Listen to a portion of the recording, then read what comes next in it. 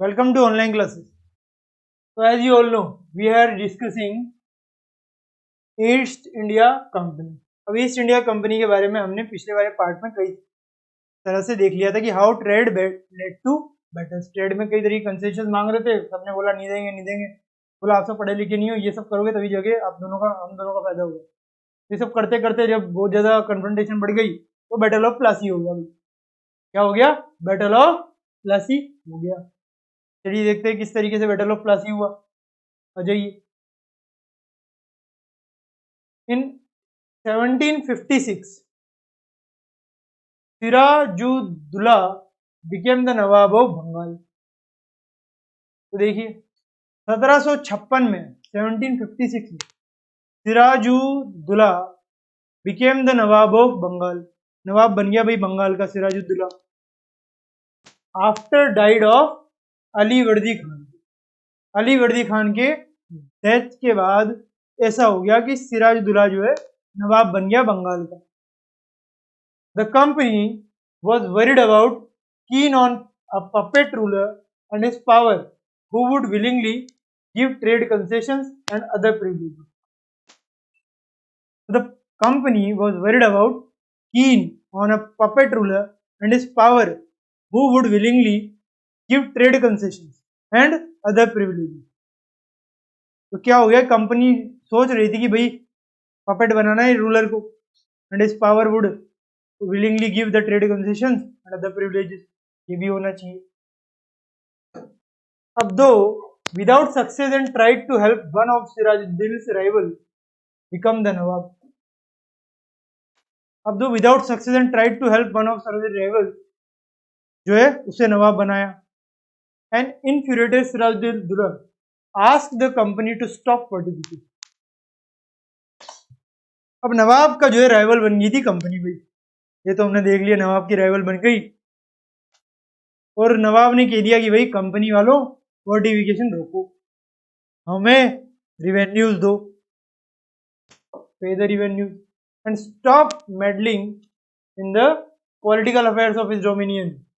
भाई हमारे अफेयर्स में दखल मत दो, ये बोल दिया था सिराजुद्दौला ने.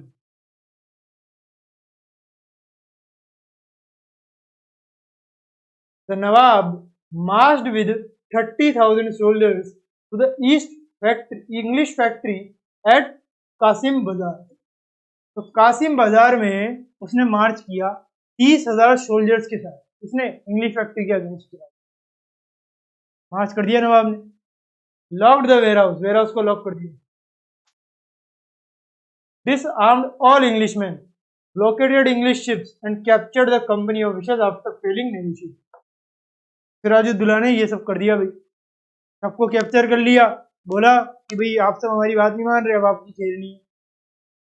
Then he marched to Calcutta to establish control over the company's fort there. फिर उसने क्या किया कि भाई कलकत्ता चलो, वहां पे जो फोर्ट है उनका वो उसे हम हथियार लेंगे. अब ये देखिए क्या हुआ. Under the command of Robert Clive, जो वहां पे प्राइम मिनिस्टर शाह यह सब बन चुका था, reinforced by naval fleets, company officials in Madras sent forces after hearing the news of the fall of Calcutta. तो under the command of royal जो है रॉबर्ट क्लाइव है, उसने reinforcement forced by naval fleets, company official in Madras sent forces. उन्होंने जो forces जो है forces मंगा दी थी और वो चली गई कहाँ पे? कलकत्ता में. क्योंकि कलकत्ता में क्यों आई? क्योंकि उन्हें पता लग गया कि भाई अब ये बहुत ज्यादा हो रहा है, अब इससे ज्यादा हो गया तो हमारी वाट लग जाएगी. क्यों? क्योंकि यहाँ पे बहुत कुछ होने जा रहा था, आधे से ज्यादा चीजें हमारे अगेंस्ट में जा रही है, तो कुछ ना कुछ तो करना पड़ेगा भाई. Prolonged negotiations with the Nawab followed. तो नवाब के साथ जो नेगोशिएशंस करनी थी ना, वो प्रोलॉन्ग चल रही थी. अब Robert Clive led the company's army in 1757 against Sirajuddaulah at Plassey. अब प्लासी का जो युद्ध चल रहा है इसमें रॉबर्ट क्लाइव जो है वो अगेंस्ट में था सिराजुद्दौला के प्लासी में. तो क्या हुआ भाई, Mir Jafar, one of the Siraj-ud-Daulah's commanders who never fought the battle, was the main reason for the defeat of the नवाब। तो मीर जाफर जो था ना, सिराजुद्दौला का कमांडर था, उसे वही रीजन था कि सिराजुद्दौला जो है बंगाल हार गया। इसका कारण अब आपको बताया जाएगा। क्यों? क्योंकि मीर जाफर से प्रॉमिस किया गया था, promising to make a nawab after crushing Sirajuddaulah. ये मीर जाफर जी, आप हमारा साथ दे दो ब्रिटिशर से, हम आप दोगे ना हमारा साथ, उसके बाद हम सिराजुद्दौला को क्रश कर देंगे और आपको नवाब बना देंगे, नवाब के सारे सुख मिलेंगे आपको, आ जाइए। अब Robert Clive had managed to secure his support जो है जुटाने में वो कामयाब हो गया रॉबर्ट क्लाइव। आगे देखते हैं। The battle of Plassey become famous because it was the first major victory the company won in India. तो मीर जाफर की वजह से सिराजुद्दौला हार गया और कंपनी ने अपनी विक्ट्री जाहिर कर दी। अब Sirajuddaulah was assassinated and Mir Jafar made the Nawab after the defeat at Plassey. The company was still unwilling to take over the responsibility of administration. तो क्या हुआ कि मीर जाफर को नवाब बना तो दिया, पर कंपनी अभी तक नहीं चाहती थी कि भाई वो एडमिनिस्ट्रेशन करे, वो अभी तक ट्रेड ही कर रही थी। हरा भी दिया था, इतनी बड़ी आर्मी थी नहीं, तो मीर जाफर का साथ देके धोखा देके उसने हार का सामना करवा दिया सिराजुद्दौला को। तो ये सब चल रहा था भाई। अब जब ये सब चल रहा था तो बहुत कुछ करने को मिल गया यहाँ पे। मीर जाफर को नवाब तो बना दिया, पर मीर जाफर भी बाद में पछताएगा। देखते हैं किस तरीके से पछताता है। Its prime objective was the expansion of trade बढ़ाना है भाई। तो ये 1757 का जो है ये हमने देख लिया का एटल ऑफ प्लासी, ठीक है। यहाँ पे देख लीजिए डेट वगैरह जो भी यहाँ पे दी हुई है। चलिए ये हो गया, Mir Jafar is the real reason. If this could be done without conquest through the help of local rulers who were unwilling to grant privileges, then territories need not be taken over directly. अब if this could be done without conquest, अगर ये सब हो सकता बिना conquest के, through the help of local rulers की द्वारा who were willing to grant privileges, then territories need not be taken over directly. अगर जो रूलर्स है वो थोड़े से कंक्वेस्ट के जो है कुछ प्रिविलेजेस ग्रांट कर देते, तो टेरिटरीज जो है वो डायरेक्टली टेकन ओवर वो नहीं कर पाते। अब very soon the company discovered and realise that even the puppet nawabs were not as helpful as the company wanted to be, as was rather difficult. तो कंपनी को अब जो ये मीर जाफर को नवाब बनाया ना, उन्हें लगा मीर जाफर भी हमारे लिए कुछ नहीं है, पपेट वपेट कुछ नहीं है। पपेट बन गया मगर पपेट से भी कोई काम नहीं बन रहा, हमारे फिर भी ये डिफिकल्ट हो रहा है क्योंकि वो टैक्स वैक्स पे नहीं कर रहा। After that they decided to maintain a basic appearance of dignity and sovereignty of if they wanted to get respect from their subject. अब उन्होंने जो है डिग्निटी और सोवरेनिटी ये सब देना शुरू कर दिया कि भाई हम सबसे ये दी। अब जो कंपनी बोली कि हमारी डिग्निटी हमारी सोवरेनिटी ये सब, मीर जाफर बोला मैं यहाँ क्या कर रहा हूँ, जब सोवरेनिटी आपकी है, कंट्री आपकी, सब कुछ आपका, मैं कर क्या रहा हूँ यहाँ पे? मुझे नवाब बना दिया आपने और मुझे कुछ पावर ही नहीं है, मैं खड़ा हूँ बैठा हूँ, सब आपके बोलने पे करूंगा, टैक्स भी मैं ही दूंगा आपको, आर्मी भी आपकी आएगी यहाँ पे, तो मुझे क्या बना रखा है, बस बैठ के आलू छीलने मुझे और कुछ नहीं करना है। तो ये मीर जवाब करना चाहता था। The company depots him and installed मिर कासिम इन हिज प्लेस। तो जब उसने बोला कि भाई मुझे आपसे दिक्कत है भाई, तो बोला आपको हमसे दिक्कत है, आपको तो हमने बनाया था, आप साइड में होइए, आपके चाचा मामा भांजा जो भी है, मीर कासिम आइए, आपको हम नवाब बना देंगे। मीर कासिम ने बोला आह नवाब बनने को मिल रहा है, क्या बात। बट मीर कासिम भी फिर विड्रॉ कर देगा क्योंकि पपेट चाहते थे वो, तो एक मीर जाफर हट गया तो फिर वो आएगा, तो मीर जाफर वॉज री इंस्टॉल्ड। फिर क्या हो गया भाई, मीर कासिम से भी दिल भर गया, बोला कि भाई मीर कासिम तुम, अरे मीर जाफर जो थे ना वापस आ जाइए, वापस बुला लिया। एक तरीके से मीर जाफर ह्यूमिलिएशन में चला गया। व्हेन मीर कासिम कंप्लेंट, फिर मीर कासिम ने कहा अरे मेरे को तो राजा बनाया था तूने, तो उन्होंने कहा कि नहीं, मीर जाफर ही है। तो फिर मीर कासिम ने कंप्लेंट कर दी कि भाई क्या चल रहा है, कभी नवाब बनाते हो कभी बोलते हो भाई निकलो यहाँ से, तो कुछ ना कुछ तो करना पड़ेगा। तो he in turn was defeated in a battle fought at Buxar in 1764।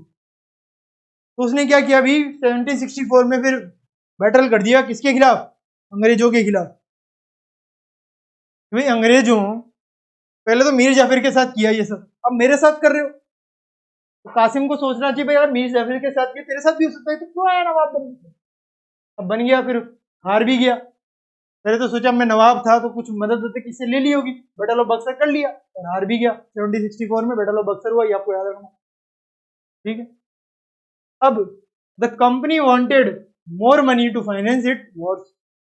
Company को ज्यादा पैसे चाहिए थे कि भाई वॉर हो रही है, ये सब चाहिए, and meet the demands of trade and its other expenses.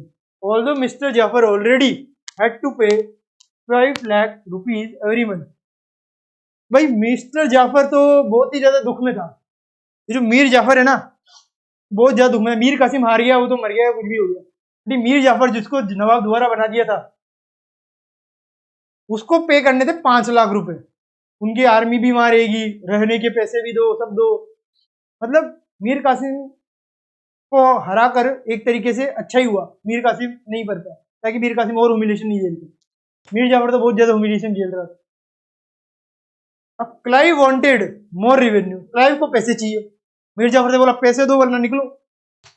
और टेरिटरीज चाहिए फॉर द कंपनी, कंपनी को रखने के लिए कुछ ना कुछ तो चाहिए। Then 1765 when Mir Jafar died, जब मीर जाफर खत्म हो गया, the mood of the company had changed, company का मूड बदल गया भाई। Robert Clive declared that they must indeed become Nawab ourselves after having failed to work with puppet नवाब। तो रॉबर्ट क्लाइव ने कहा कि कितने भी पपेट नवाब बना लो, कुछ नहीं होने वाला जब तक हम यहाँ रूल नहीं करेंगे। जैसे ही हम यहाँ रूल करेंगे सब खत्म। क्यों? क्योंकि सब हमारे कंट्रोल में हुए, पपेट वपेट से कुछ नहीं चलेगा। रॉबर्ट क्लाइव ने कहा कि भाई हम ही नवाब होंगे अब। In 1765, the Mughal emperor appointed the company as the Diwan of the provinces of Bengal, sorry of Bengal. तो इस तरीके की चीजें जो है होने लग गई। दीवानी राइट दे दिए भाई 1765 में। रॉबर्ट क्लाइव था, बोला पपेट वपेट तो कुछ नहीं, मैं ही नवाब हूँ। बोला नवाब तो नहीं बने पाओगे मगर दीवानी राइट दे देते हैं, चलो आपको दे दी दीवानी राइट। अब the diwani allowed the company to use the vast revenue resources of Bengal. Bengal में जितने भी रिवेन्यू के रिसोर्सेज सब यूज करो ना, कौन रोक रहा है आपको? आपके पास जितने भी रिसोर्सेज सब यूज करो, कोई रोकने आया तो हम पे हमारे पास आओ, कोई नहीं आएगा आपको रोकने। तो this act solved a major problem that the company had earlier faced. जो दीवानी राइट्स मिले ना 1765 में, मैंने आपको बताया, उसने कंपनी को जो है सारी प्रॉब्लम ही सॉल्व करके दी। वे सारे रिवेन्यू हमारे पास आएंगे। Its trade with India had expanded from the early 18th century. तो अब क्या एक्सपेंड होने लग गया, अब क्या होने लग गया भाई, एक्सपेंड होने लग गया, बढ़ने लग गया। But it had to buy most of the goods in India with gold and silver imported from Britain. तो क्या हो गया कि ब्रिटेन से गोल्ड और सिल्वर आया करते थे, जो it had to buy most of the goods in India, कुछ तो गुड्स तो इंडिया में बाय करते थे, with gold and silver imported from Britain as soon as possible. This was because at this time Britain had no goods to sell in India. तो Britain को वही बहुत सारा चीजें बाय करनी पड़ती थी इंडिया से, क्योंकि ब्रिटेन के पास सेल करने के लिए कुछ था ही नहीं उस समय। After the battle of Plassey the outflow of gold from Britain slowed. जो तो फ्लो था ना गोल्ड का फ्रॉम ब्रिटेन, वो छोटा हो गया, स्लो हो गया, and entirely stopped after the assumption of diwani. और दीवानी के एजम्पशन के बाद तो पूरी तरीके से खत्म ही हो गया एक तरीके से देखा जाए। After that revenues from India finance company expenses and could be use to purchase cotton and silk textiles in India. मतलब रिवेन्यू भी आपसे ही ले रहे हैं और आपकी चीजें खरीद रहे हैं, और वो भी चीपर रेट में। मतलब चित भी मेरी पत भी मेरी। Maintain company troops and meet the cost of buildings the company effort and officers at Kolkata. सब कुछ आपके एक्सपेंसेस पे होगा, हमारा कुछ नहीं। ब्रिटिशर्स आए, सब कुछ ले भी लिया और कुछ पे भी नहीं किया। मतलब एक तरीके से वो हो गया कि आपका कोई घर है, उसमें कोई मेहमान आ जाए और बोले कि भाई आज से मैं ही यहाँ का राजा हूँ, आप सब निकलो, तो क्या लगेगा आपको कि भाई आप इस घर में रह रहे थे, अब वो घर आपका नहीं रहा। बहुत ज्यादा बुरा लगेगा। अब कंपनी ऑफिशियल्स बिकम नबूब्स। यहाँ पे देखते हैं भाई ये नबूब्स कैसे बन गई। चलिए नबूब्स के बारे में एक बार जानकारी प्राप्त कर लेते हैं, क्या है भाई ये। तो some questions are risen, up a few of these are here. कुछ क्वेश्चंस खड़े हुए भाई, कौन कौन से क्वेश्चन खड़े हुए। What did it mean to be a nawab. Nawab बनने का फायदा क्या, जब सब कुछ आप ही लोगे, हम नवाब तो यहाँ पे मटर छीलना है। It mean in that the company acquired more power and authority. बिल्कुल कंपनी के पास मोर पावर है, अथॉरिटी है, सब है। But in other words it also meant something else. मगर अदर वर्ड्स में क्या है कि it also meant something else, कुछ और मांगते होंगे। Each company servant began to have vision of living like nawab. तो कंपनी के नवाब बनने लग गए। क्यों? क्योंकि नवाब तो एक पपेट, पपेट भी क्या, अब तो कुछ नहीं बचा, उसके पास कोई राइट ही नहीं था। तो जितने भी कंपनी के सर्वेंट थे ना, वो सब सोचते थे नवाब तो यहाँ कुछ नहीं करेगा, हम ही नवाब है, तो नवाब की तरह एक्ट करते थे। वो सोचते थे हम ही नवाब है, तो नवाब को भी 4-5 बातें सुना दिया करते थे ये कंपनी के सर्वेंट, भाई आप कुछ नहीं हो, हमारी बात माननी पड़ी। As we know by historians, after the battle of Plassey, the actual Nawabs of Bengal were forced to give land and vast sums of money as personal gift to company officials. बताओ, company officer को personal gift के नाम पे बहुत सारी चीजें दे दी। चित भी मेरी पत भी मेरा। अब Robert Clive himself amazed a Fortune in India. वो चाहता था कि इंडिया जो है हमारा एक भाग्य बन के साबित हो, सारी चीजें हम इंडिया से ले लेंगे और हमारा डेवलपमेंट कर लेंगे। He had come to Madras, now Chennai, from England in 1743 में आया वो। एट द एज ऑफ 18, 18 वर्ष की उम्र में वो आ गया इंग्लैंड से India. When in 1767 he left India, his Indian fortune was worth of 401 euros. Oh sorry, 401,000 euros. इतना जो है पैसा कमा के निकल गया वो। Interestingly, when he was appointed governor of Bengal in 1764, the Battle of Buxar में हुआ सारा काम। जब क्या हुआ बैटल ऑफ बक्सर में, मीर जो कासिम है वो हरा, तो उसके बाद ये सब गवर्नर जनरल वाला था। He was asked to remove corruption in company administration, but he was himself cross-examined in 1772 by the British Parliament, which was suspicious of his vast wealth. Robert Clive की वास्ट वेल्थ को वो देख रहे थे कि भाई इतनी सारी पैसे कैसे आ गए आपके पास, है कुछ तो बताओ। वो बताते थे क्या? बिल्कुल नहीं। Although he was acquitted in 1774, he committed suicide. उसे एक्विट भी कर दिया था, बट क्या किया उसने? उसने भाई सुसाइड कर लिया।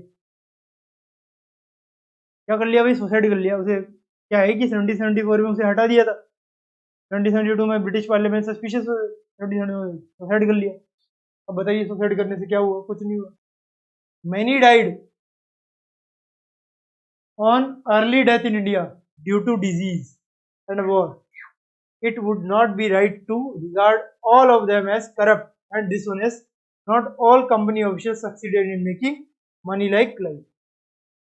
सारे के सारे ऑफिशियल्स जो है वो क्लाइव की तरफ पैसा नहीं कमा पाए थे, इस बात का ध्यान रखें। तो क्लाइव इधर बहुत ज्यादा लेके चला गया। Many of them came from humble backgrounds and their uppermost desire was to earn enough money and gold in India. India से gold flow. They thought after returning to Britain and lead a comfortable life, वो सोचते थे India से बहुत सारी चीजें ले लेंगे फिर ब्रिटेन जाएंगे ऐश करें। So those who managed to return with wealth led fleshy lives and flaunted their riches. जो रिटर्न हुए उनके पास खूब सारा पैसा आ गया था। अब पैसा आ गया तो लोग तो वैसे ही करप्ट हो जाते। Those people were called nabob and anglicised version of Indian word. उन्हें जो नबूब कहते थे कि भाई खूब पैसा है, नवाबों की जिंदगी है, आ जाओ इंडिया में। नबूस बोलते थे किनको? ये इंग्लिश कंपनी के ऑफिशियल्स। दे वर रिडिकुल्ड और made fun of in plays and cartoons, often sees as upstarts and social climbers in British society। कि भाई ये बहुत ज्यादा पैसे वाले हो चुके हैं, अब इनका जो है सोशल स्टेटस बदल रहा है। कहाँ पे? ब्रिटेन में। तो इस तरीके की चीजें हुआ करती थी ब्रिटेन में। ये हमने देख लिया भाई, बैटल ऑफ प्लासी, बक्सर, सब हो गया। अब आ जाइए अगले में, कंपनी रूल एक्सटेंडेड। कंपनी का रूल जो है एक्सटेंड हो गया था। देखिए कैसे हुआ एक्सटेंड, आ जाइए देखते हैं। From 1757 to 1857 we analyzed annexation of Indian states by the East India Company. Certain key aspects emerged. So from 1757 to 1857 we analyzed annexations of Indian states by the East India Company. हमने क्या किया? हमने analyse किया तो east India company ने किस तरीके से एनेक्सेशन की। तो कंपनी रूल जो है बहुत ज्यादा एक्सटेंड हो चुका था, ये बात यहाँ से देखने को मिल जाती है। कई तरीके की एस्पेक्ट जो इसके बीच में हुए थे वो हम डिस्कस करें। तो the company rarely launched a direct miliary attack on an unknown territory. तो अननोन टेरिटरी पे कभी अटैक नहीं करते थे, ब्रिटिशर्स का रूल था, बहुत कम ऐसा करते थे। Before annexing A kingdom, Indian kingdom, it used a variety of political, economic and diplomatic methods to extend its influence. जाते ही अटैक नहीं करते थे भाई, अटैक करके आपको अकेले, पहले वो बोलेंगे कि भाई हमें कंसेशन दो, हमें ये दो, हमें वो दो, दे देते थे तो बस फिर उनका लेने का चालू कि भाई वो भी दो, वो भी दो, वो भी दो। नहीं देते थे तो थोड़ा सा वार की धमकी ये सब दे दिया करते थे, और फिर अगर हार गए तो गलती होगी, गलती होगी, माफ कर दो, और फिर दोबारा से अटैक करके फिर हरा देते थे। इस तरीके की चीजें करते थे, हार जाए तो पीठ पे छुरा भोग देते। तो इन 1764 बैटल ऑफ बक्सर की बात हुई। After the battle of Buxar the company appointed residents in Indian states. Company ने बैटल ऑफ बक्सर के बाद इंडियन स्टेट्स में अपने रेजिडेंट्स उतारने शुरू कर दिए। भाई आओ रहो इंडिया में, ये अब हमारे यहाँ ये आ जाइए। सबसे पहले तो बंगाल में रहिए, जीत लिया है, तब आप कुछ नहीं है, सब हम ही है यहाँ के। They were political or commercial agents for serving further the interest of the company. Company के इंटरेस्ट को आप बढ़ाइएगा, इस वजह से आप रेजिडेंट हो, इंडिया में बन लो, इंडिया में रेजिडेंट बन जाओ, रह लो, बहुत सालों तक रहो। The company officials had begun interfering in the internal matters of Indian, had begun interfering in internal affairs of the Indian state by the residents.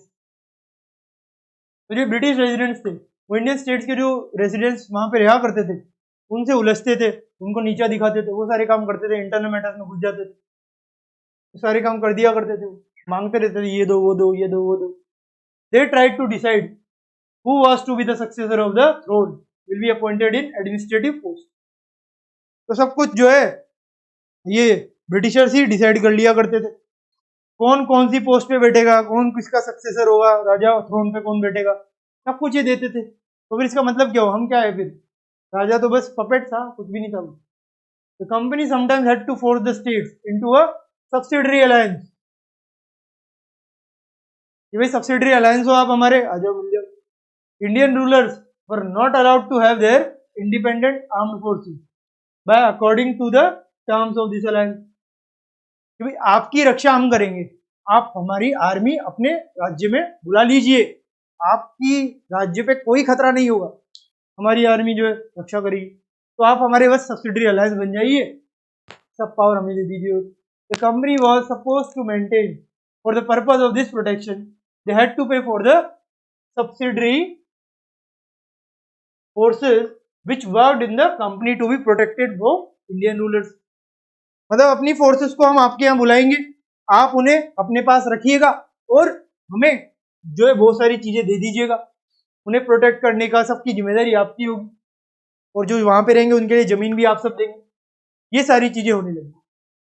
ठीक है, तो ये हमने यहां तक देख लिया। अब बाकी जो कंपनी रूल का एक्सटेंशन है वो हम कब पढ़ेंगे, वो हम पढ़ेंगे हमारे नेक्स्ट चैप्टर। ठीक है, उससे पहले अगर आप देखें तो ये Tipu Sultan the tiger of Mysore हम हमारे नेक्स्ट पार्ट में करेंगे। The part of Indian rulers territory was taken away as penalty if they fail to make the payment. In like this, in case example of Richard Wellesley, who was Governor General from 1798 to 105, Nawab of Awadh, was forced to give half of his territory to the company in 1800 में। नवाब अवध से बोल दिया कि भाई आप अपनी territory दो, क्योंकि अब आप पेमेंट नहीं दे पा रहे हो हमें। As he could succeed to pay subsidiary force, could not कर पाया तो ले लिया उसका अवध को। Another example is हैदराबाद ले लिया, forced to cede territories on similar ground। तो हैदराबाद अवध इस तरीके सब्सिडी अलायंस लेके ले लिया, भाई आप हमें पेमेंट नहीं दे पा रहे हमारी फोर्सेस को, तो आप अपना राज्य हमें दे दो, हमारे सब्सिडी अलायंस हो जाओगे आप। इस तरीके की चीजें हो गई भी। अब देखेंगे टीपू सुल्तान, जो हम हमारे नेक्स्ट पार्ट में देखेंगे। तब तक के लिए thank you very much, have a nice day.